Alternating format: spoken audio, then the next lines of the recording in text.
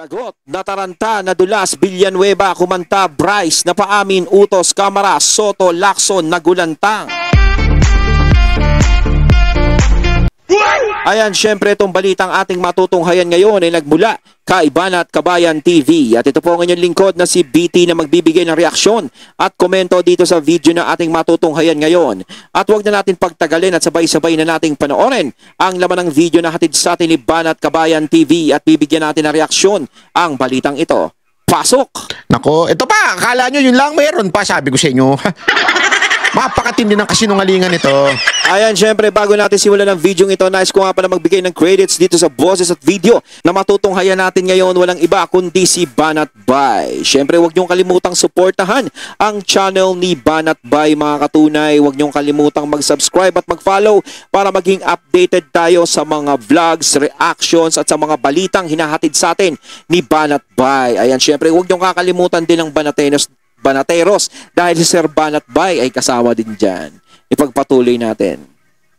Puntahan ko si Bryce, Mr. Chairman. Engineer Bryce, nagpunta ka rin sa Kamara de Representantes at doon marami kang sinabi, may mga picture, kagaya nung sinasabi ni JP na pinicturean niya yung isang telepono at di umano ito ay ang galing ni dito ni Villanueva dito, panoorin nyo. Ang lupit, ang galing. Dinaig pa abogado, dinaig pa yung blue ribbon na chairman eh. Tingnan nyo kung paano niya dito nabuking itong mga to ha, panoorin nyo. Conversation ni Joel Villanueva at isang Henry Alcantara. At nakakalungkot man na kahit ito'y isang picture lang from a different phone, parang tinanggap na gospel truth dun sa camera, no? May ipapakita rin akong picture sa iyo, Bryce. Pakitignan itong picture na to. Lupit niyan. Pakilakihan. Nako. Grabe. Bryce, naaalala mo ba yung messages na ito? Your Honor, ngayon ko lang po nakita yan. Wala po ako nababasang ganyang messages po. Numero mo ba yan na nakikita sa telepono? Numero mo ba yan? Numero ba ng congressman yan? Wala pong nakalagay na numero, Your Honor. Kala mo matalino siya. Kasi noong unang ko to, sabi ko wala naman numero ah. Wala din ako nakikitang numero eh. Di ba? Sabi niya, wala naman numero dyan ah. At tingnan mo sagot ni Villanueva. So pareho pala dun sa binanggit ni JP, wala ring numero. Naalala mo yung message na yan? So yung pinakita pala niya sa camera, wala ring numero. So ibinibintang lang kay Joel Villanueva na wala namang numero. So pareho lang din, wala ring numero to. Ganun? So ibig sabihin walang numero yan, parang ginawa lang yan, parang ganun. Ako hindi po. Kasi may nakapagsabi sa akin, ikaw daw ito. Paano kung ipagpilitan kung ikaw din yan?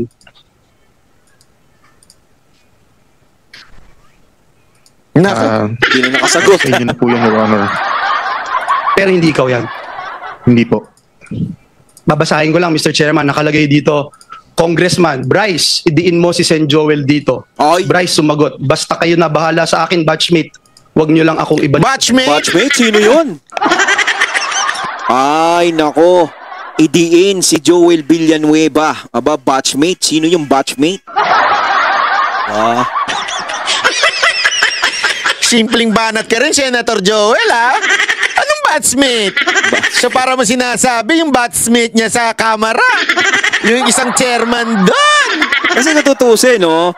Yung mga diskaya kasi, nung nagtestigo dyan sa Senado, kamera yung mga nadiin. Tapos yung mga nasa kamera naman, na kinuha nila na inimbestigahan na tumestigo, mga senador naman ang diniin. Parang balikan eh. Parang hindi lang kami dito, kailangan pati kayo dyan. Parang ganun. Ako para sa akin pasensya na sa mga naniniwalang si Joel Villanueva, si Senator Joel, ay kasabwat dito, no? Bahala kayo sa buhay nyo, paniniwala nyo yan. Pero para sa akin, hindi ako kumbensido na si Senator Joel Villanueva ay kasali sa kahunghangan na yan. Yan sa kawalangyaan na yan. Para sa akin, hindi ako kumbensido. Alam nyo kung bakit ko sinabing hindi ako kumbensido? Dahil isa si Joel Villanueva, si Senator, ang isa sa mga kauna-unahan na nag-react tungkol dyan sa pagbabaha na yan. Sa flood control na yan. Kung ikaw ba naman, kasabwat dyan, bakit ipaglalaban mo pa yung flood control na lahat, binabaha, lahat kami dito, ganto? Kasi syempre, pwedeng ma-open yung investigasyon sa mga sinasabi niya. Hanggat maaari sanang tumahimik ka na lang para hindi na ma-open yun eh. Pero anong ginawa ni Senator Joel? Diba? Kita naman natin galit na galit siya, talagang gusto niyang maayos, gusto niyang maganito. Diba? So paano siya naging kasabwat? Kaya hindi ako kumbinsido hanggang ngayon, kahit na dinidiin siya ng ganyan, hindi ako kumbinsido. Ikaw, Senator Joel, Sino ba yung batchmate doon? Yung nilabas ni Jinggoy? Na congressman? Sino ba yun? Nakabatch ito? Yung ba tinutukoy mo dyan? Simpleng banat, ha? Mr. Chairman, if we rely on pictures, anyone can claim anything. And let me show how easy it is to fake this one, Mr. Chairman. Tingnan nga natin. Nako, alam mo, mali ang ginawa mo, Senator Villanueva. Dahil yan, binigyan mo ng palusot yung mga nangangaliwa, yung mga nangangalunya na may mga bet ka.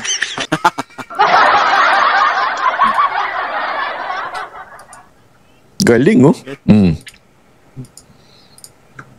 Kaya hindi ako naniniwala doon sa mga screenshot. Meron isang vlogger mahilig yung maglabas ng screenshot eh. Tangina, napakasinungaling mo. Ayaw niyo maniwala, ang dali-daling gawin yan. Ako hindi ako si Sir Banat Bay hindi naniniwala sa screenshot. Pati ako hindi ako naniniwala sa screenshot. Kasi madali lang gumawa ng message, tapos may kausap, gagamitin mo yung ibang cellphone, tapos ganito, palalabasin mo yung kausap mo, tapos ikaw yun, tapos kuha mo yung screenshot kasi ni-send sa'yo. Madali lang gumawa nun. Kaya hindi ako napapaniwala ng screenshot. Akin lang, di ba?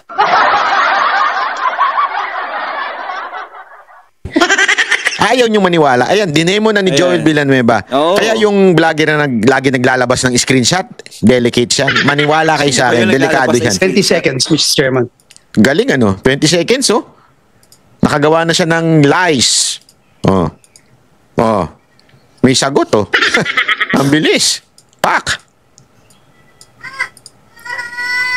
Lupit. Took me 20 seconds, Mr. Chairman, to do that. Mr. Chairman, maaaring sabihin yung cellphone na nagpicture at ang metadata ng... Parang si Kiko Pangilinan, parang humahanga doon sa ginagawa ni Senator Joel. Parang, wow, galing. Tingnan yung mukha ni Kiko Pangilinan, no? Parang, wow, galing, ha?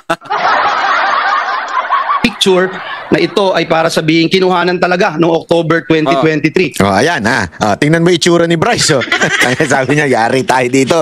Patay! Booking! Di ba? Kita nyo, di ba?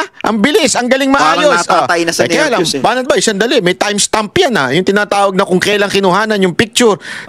Parang hindi screenshot yun, eh. Yung picture mismo. Di ba? Kasi ito yung pinakita, ito yung cellphone, tapos pinicturean ng cellphone, di ba? So, dito may timestamp doon sa nagpicture. Paano mo ngayon babaguhin yan? Tingnan nga natin. Joel Villanueva, paano mo babaguhin yan? Kanina si Mr. JP nagsasabi, baka 2022. Pakita din po natin kung paano mag-alter sa metadata of an image. Sige nga.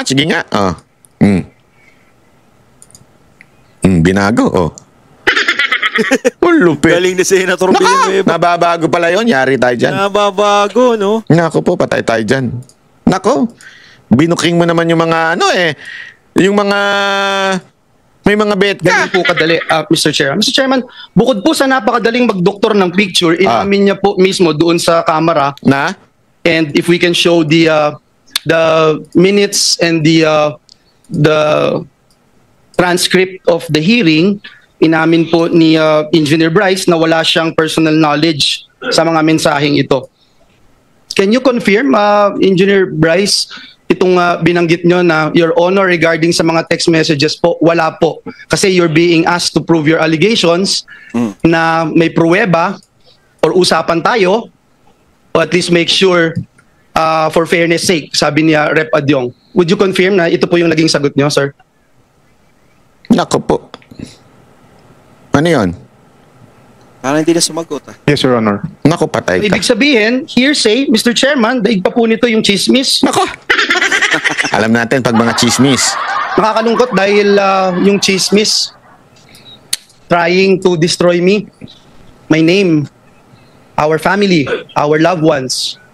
May mga anak din ako, Engineer Bryce. At higit sa lahat, yung simbahan na aking nire-represent na milyong-milyong tao ang nire-respeto yung aking pananampalataya. Mr. Chairman, tandaan din po natin na Bryce and JB, nakita nyo kanina yung pinakita kong video. Hindi ba ganun kadali gumawa? Yes or no lang? Hindi po namin alam na pwede palang gawin yan. Naku! Hindi nyo alam. Okay, so ibig sabihin, hindi nyo ginagawa itong pamimili. Tingnan mo Hindi namin alam pwede palang gawin yon. Akala mo wala siyang kaalam-alam, no?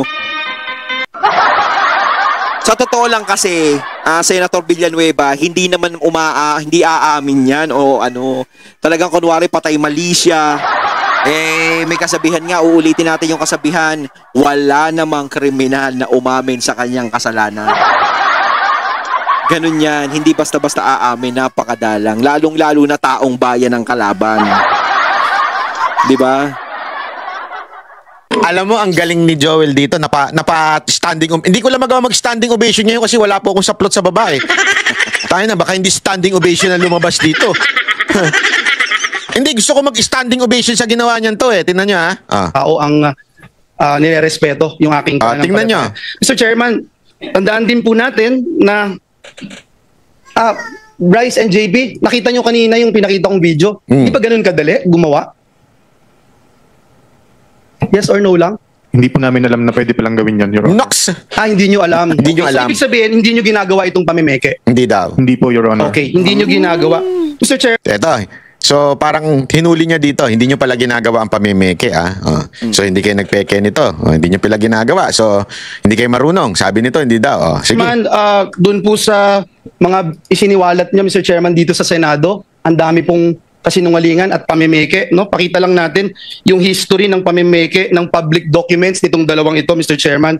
Nameke din po sila ng driver's license para lamang makapaglaro sa casino, kahit alam nating lahat na krimen ito. Ngayon pa po ba sila matatakot, Mr. Chairman, kung ikalulusot po nila ito? So, ito po ba, hindi nyo rin po aaminin na kayong behind dito sa pamimeke ng lisensya na ito? Patay. Yan, yung lisensya mo ngayon. Hindi kayo namemeke, wala kayong alam dyan. Kunwari, wala kayong alam, pero yung lisensya nyo, pinepeke nyo pala. Kasi kaya ako yung pinakita ni Senator Villanueva na pineke yung lisensya, may alam sila sa ganyan sa pamimeke. Ibig sabihin, hindi nila alam yung recto. Sa recto talaga, dami dati niya. Di ba? Imposibleng hindi nila alam yan kung merong ganyan. Tignan natin kung makitanggi. Yung lumabas. Palakpakan. Tayo na ako? Wag na. Your Honor, wala po akong nahawakan ganyang klase ng ID. Ako, huli ka dyan, Ayan na Brad. naman. Huli ka. Ganun din po ako, sir. Kasi katulad nga po nung sinagot ko na LTO, may sinampahan na po kami. Sinagot na po namin yan sa LTO, sir. Naku po. Sige po, taong bayan na po ang huhusga kung may kakayahan kayo o wala. Miyembro kayo nitong BGC Boys na pinangalanan ni Senator Lacson na nagpatalo ng 950 million. Wow. Yung lisensya. Ito, may lisensya po. Yung LTO po, it's already in the LTO. Kayong dalawa, sinasabi nyo, hindi nyo alam na nagkalisensya kayo? Ako po hindi po, Your Honor. I-picture mo yun Oo nga po, nagul din po ako at meron ganyan lumalabas so sinong ID. nagpagawa ng lisensya mo, driver's license? Dahil fake, ayaw mong aminin. Hindi po. Yan ba yung legislative immunity na hinihingi ninyo? Your Honor, hindi po talaga ako nagpagawa ng ganyang ID. O sino Hindi po nagpagawa? Paano nagkaroon ng lisensya sa pangalan mo na fake? Bakit Dahil sila ang LTO sumulat na sa amin. Opo. Sinasabi lang. may sabihin ni Bryce, ikaw ata gumawa. Joke lang. Kasi to yung si Bryce, para talagang talagang tanggi-tanggi talaga siya, todo tanggi, todo kahit ang jaja ayan syempre, hanggat maaaring makakalusot tayo, makakalusot, parang ganon. Fake yung lisensya ninyo. So sinong kumuha para sa'yo nang hindi mo alam? Hindi ko po talaga alam, Your Honor. Basta ang alam ko lang po, meron po akong Sipag sariling naman valid na kumuha. lisensya ko po. Bahala ka sa buhay mo, ha? Bahala ka sa buhay mo. Of Senator Villanueva. Yes, Senator Bam. Anong ginagamit mo sa casino? Yan. Anong ID ginagamit mo sa casino? Ayan. Wala po akong gamit na ID sa casino. Naku, po, patay ka membership dyan. number po. Membership number lang. Naku, yari ka. Huli kita. Sa casino pala, kailangan ng ID. Huli ka. Yung sinasabi po kasi na pag meron na ng membership number na sasabihin mo po doon, makakapaglaro na po. Hindi ganun yan. Inaabot mo yung ID mo o yung card mo. Alam ko yan. Sabi ko sa inyo, dati ako nagkakasino. Dati po, yung bata pa ako. Hindi, bata pa rin naman ako ngayon. Mas tumanda lang. Pero inaabot mo yung ID mo para Ayun pala eh. mailag nila pagka... Kasi ewan ko kung para saan yun, pero parang points yun eh. Lalo na kung napakalaki ng pustahan. Talagang sasabihin mo, hindi lang yung number. ID mo talaga ang iaabot mo. Yun Kaya naman kalokohan pala to sinasabi niya. Huling-huli ko eh. Halatang halata eh. Yun naman pala, alam na alam ni Sir Banat Bay, no? Yung tungkol dyan sa casino, na kailangan inaabot yung ID tapos hindi nila alam.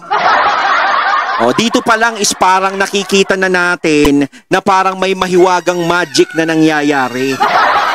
O, kasi kung may mga nagsasabi niya na kailangan talagang iabot yung ID sa casino dahil may mga points pa yan, di ba? Tama, may mga points.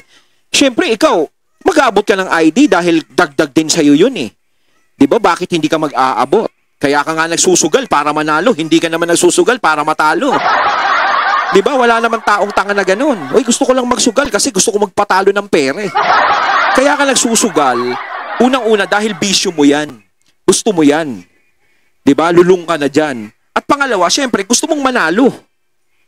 So kung gusto mong manalo, kung merong pagkakataon na ganun, yung sinasabi ni Sir Banat Bay na kapag nagbigay ka ng ID, may points yun, malaki din ang tulong. Ay, bakit hindi ka magbibigay? Bakit yung numero lang ang ibibigay mo ng ano?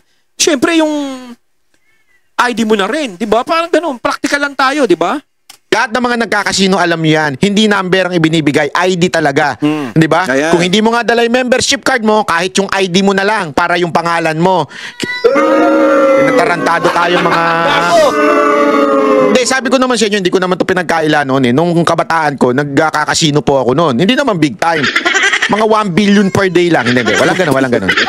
Hindi naman ganun. Mga maliliit lang po na linalaro ko. Pero alam mo yun, para may points ka, kailangan mong ibigay yung membership card mo or ID mo. Walang number lang. Kalokohan. Alam mo? Nakapangalan po sa ano, Sa? yun po, yung Marvin De Guzman. Oh, yun na nga. So may Marvin De Guzman ka nga na alias.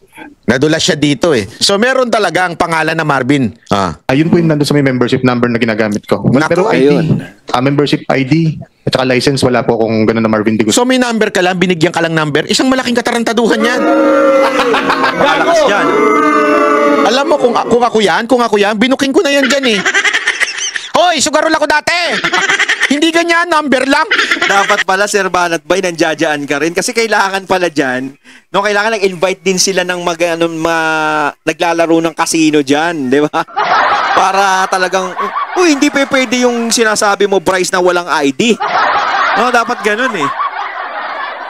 Kalokohan yan.